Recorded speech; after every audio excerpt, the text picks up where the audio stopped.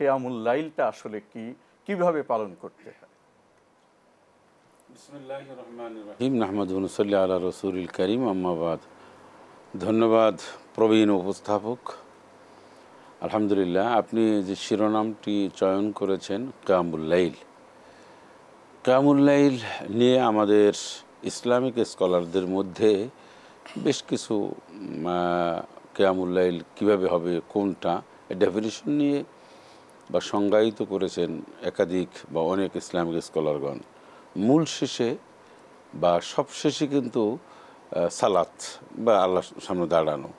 এখন কিয়ামুল লাইল বলতে কেউ কেউ তারাবিহকে মনে করছেন, কেউ কেউ তাহাজ্জুদের নামাজ আবার কেউ বলছেন, আবার কেউ বলছেন যে তাহাজ্জুদ এবং তারাবি নামাজের মাঝখানে আর তারাবি নামাজের পরে একটা নামাজ রয়েছে সেখানে, কিন্তু মূল হচ্ছে সালাত। এখন আমরা একটার দিকে যদি চাপিয়ে দিই, যেহেতু 13টা বিষয় নিয়ে ইসলামিক স্কলার হাদিসের আলোকে অনেক দৃষ্টিভঙ্গি রয়েছে, তাই আমরা কখনোই চাই না যে একটা দিক নিয়ে আমরা ছুটে যাই। যেহেতু এই বিষয়গুলি এমন যে একটা দিক নিয়ে, একটা বিষয় নিয়ে আমাকে বেরিয়ে যেতে হবে ইসলামের মধ্য থেকে, যে আমি তারাবি নামাজকে মিন করলাম, কিয়ামুল লাইল মিন তাহাজ্জুদ নামাজ, কিয়ামুল লাইল মিন যদি আমি করি তারাবি নামাজ, তাহলে আমার এটা দরকার নেই। আমার দরকারটা হচ্ছে মানুষকে নামাজি বানানো, মানুষকে সিয়াম সাধনার মাসে সালাত আদায় করবে। মূল একটি আয়াত দিয়ে শুরু করতে চাই। আল্লাহ পাক বলছেন, আল্লাযীনা ইয়াযকুরুনাল্লাহা কিয়ামান ওয়া কুউদান ওয়া আলা জুনুবিহিম ওয়া ইয়াতাফাক্কারুনা ফি খালকিস সামাওয়াতি ওয়াল আরদ।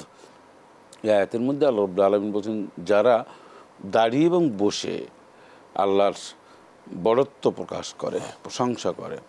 তো নামাজ হচ্ছে ওয়ালা যিকরুল্লাহি আকবার, সেটা শুধু ফরজ নামাজ না, যে কোনো নামাজের মধ্যেই রয়েছে আল্লাহ পাকের বড়ত্ব ঘোষণা।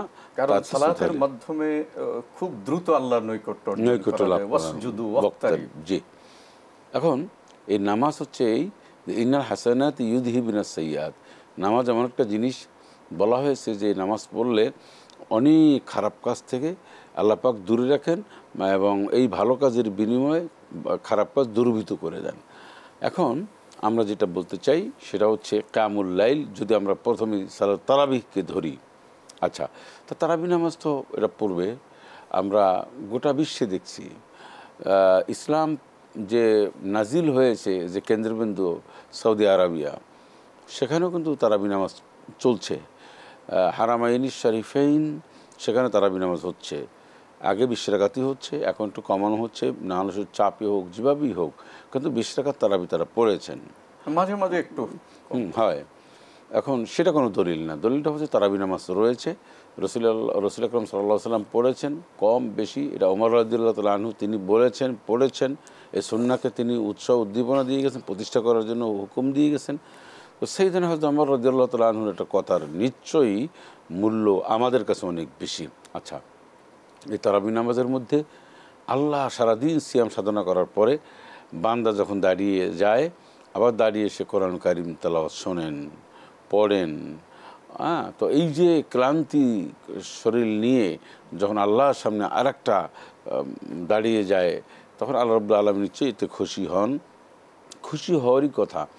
বান্দা এত কষ্ট পরিশ্রম করার পরে আবার আমাকে পাওয়ার জন্য সে দাঁড়াইছে, আবার রুকু দিচ্ছে, আবার আমার দেওয়া জবান সে তেলাওয়াত করছে, আবার সিজদা দিচ্ছে, আবার সে বিভিন্ন দোয়া দুরূদ পড়ছে। এত কিছু যদি আল্লাহর চতুর্দিক থেকে বান্দা আল্লাহকে এইভাবে ধরে কথার অর্থ হচ্ছে এইভাবে যদি বান্দা বিনয়ের সাথে খালি বলে, আল্লাহ পাক তো দয়াময়, কিন্তু রহমান, চতুর্দিক থেকে বান্দা যদি আল্লাহকে এইভাবে রিকোয়েস্ট করতে থাকে তাহলে তো অবশ্যই। আর আরেকটা হচ্ছে, এবার আপনি মনে করেন যদি আমরা কিয়ামুল লাইল একটা স্বতন্ত্র নামাজ ধরি, যেটা পৃথিবীর অনেক দেশে হয়, সৌদি আরব থেকে শুরু করে, আমি সৌদি আরবের রেফারেন্সটা টানলাম যে সেখানে তো আসলে ইসলামের একটা শুরু, বাইতুল্লাহকে আমরা সাধারণত ধরি, কেন্দ্রবিন্দু, সেখানে তো কিয়ামুল লাইল হয়, কিয়ামুল লাইল সব জায়গায় হয়।